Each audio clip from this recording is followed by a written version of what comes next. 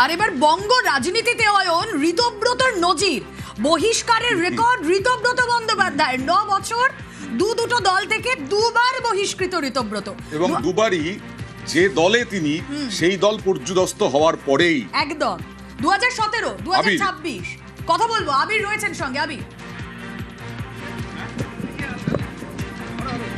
দেখো 2017তেও তিনি সিপিএম থেকে তিনি বহিষ্কৃত হন, 2026-এ তিনি তৃণমূল কংগ্রেস থেকে তিনি বহিষ্কৃত হলেন, এবং খুব কম জনেরই এই ধরনের কোনো নজির রয়েছেন যে দুই রাজনৈতিক দলের তরফ থেকে বহিষ্কার হওয়ার।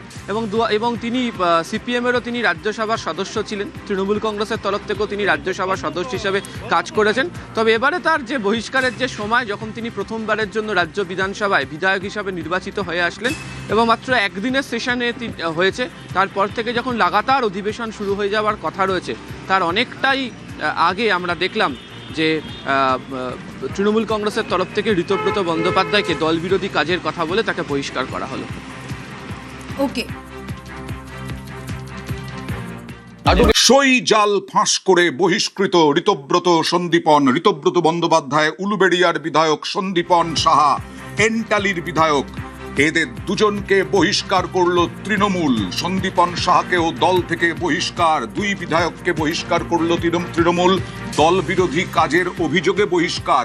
এই যে সই জালিয়াতির প্রসঙ্গ উঠে আসছে, 13 জন বিধায়কের সই জাল করা হয়েছে, সই চুরি করা হয়েছে, এই অভিযোগ ফাঁস করে দিয়েছিলেন ঋতব্রত বন্দ্যোপাধ্যায়, সন্দীপন সাহা। এই দুজনের অভিযোগের ভিত্তিতেই এখন সিআইডি তদন্ত করছে। সরাসরি চলে যাব প্রতিনিধি আবিরের কাছে। আবির, ঋতব্রত বন্দ্যোপাধ্যায় এবং সন্দীপন সাহা কোথায় অভিযোগ করেছিলেন, কবে অভিযোগ করেছিলেন, এবং এই যে নৈতিক কাজ করেছেন সন্দীপন সাহা বারবার বলছেন, এই ক্ষেত্রে এই নৈতিক কাজকেও সমর্থন করতে পারল না আগের শাসক দল? সেটাই সব থেকে বড় অদ্ভুত ঘটনা। এবং সন্দীপন নিউজ 18 বাংলাকে যে প্রতিক্রিয়া দিয়েছেন, সেখানে তিনি উল্লেখও করেছেন যে দলের সঙ্গে যোগাযোগ করার তো কোনো উপায়ই নেই, দল তাদের সাথে কোনো ধরনের যোগাযোগ করছিলও না, এবং গোটা বিষয়টি সম্পর্কে তাড়াহুড়ো কিসের ছিল, এবং পদ্ধতি মেনে যদি কাজ করা হতো তাহলে সমস্যাটা কোথায় ছিল। ফলে আগামী দিনে এই অনৈতিক কাজের সঙ্গে তারা সংযুক্ত থাকবেন না, সে কারণেই তারা অভিযোগ দায়ের করেছেন। এবং যে ঘটনার তদন্ত চলছে, তুমি জানো যে আজকে মুখ্যমন্ত্রীর বক্তব্য অনুযায়ী একটা বিষয় পরিষ্কার, গোটায় জালিয়াতির ঘটনার ক্ষেত্রে কড়া হাতে গোটা বিষয়টিকে প্রশাসনের তরফ থেকে দেখা হবে। সেক্ষেত্রে দাঁড়িয়ে পুলিশ প্রশাসনের কাছে সম্পূর্ণ ধরনের সহযোগিতা যে তাদের তরফ থেকে করা হবে, এদিনকে সন্দীপনের বক্তব্যতে তা কার্যত স্পষ্ট হয়ে গিয়েছে।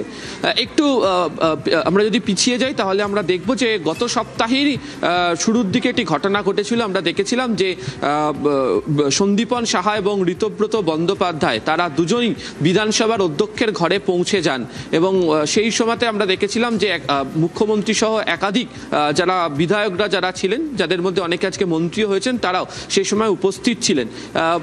সূত্রের খবর, সেই সময়ের আগেই ঋতব্রত বন্দ্যোপাধ্যায় এবং সন্দীপন সাহার তরফ থেকে অধ্যক্ষের কাছেই অনৈতিক কাজের প্রতিবাদ করে যে অভিযোগ, সেই অভিযোগটাকে জানিয়ে দিয়ে আসা হয়েছিল। আমরা দেখেছিলাম যে 6 তারিখের যে মিটিং, সেই 6 তারিখের মিটিংও তৃণমূল কংগ্রেসের সমস্ত বিধায়করা তারা হাজির ছিলেন না। 19 তারিখের যে পরবর্তী সময় বৈঠক হয়েছিল, সেই বৈঠকেও সমস্ত বিধায়করা হাজির ছিলেন না। এবং গতকালকেও দেখতে পাওয়া গিয়েছে যে বৈঠকের ক্ষেত্রে 59 জন যে বিধায়ক, সেই বিধায়করা তারা অনুপস্থিত থেকেছেন। নিয়ম কি বলছে? নিয়ম বলছে যদি বিরোধী দলনেতার পদ পেতে হয়, বা যে দল দাবি করবে বিরোধী দলনেতার পদ পাওয়ার জন্য, তাদেরকে তাদের বিধায়ক অর্থাৎ পরিষদীয় দলের যে বৈঠক হবে, সেই পরিষদীয় দলের বৈঠকের যে কপি, তার যে রেজলিউশন, সেটিকে সম্পূর্ণভাবে জমা দিতে হবে।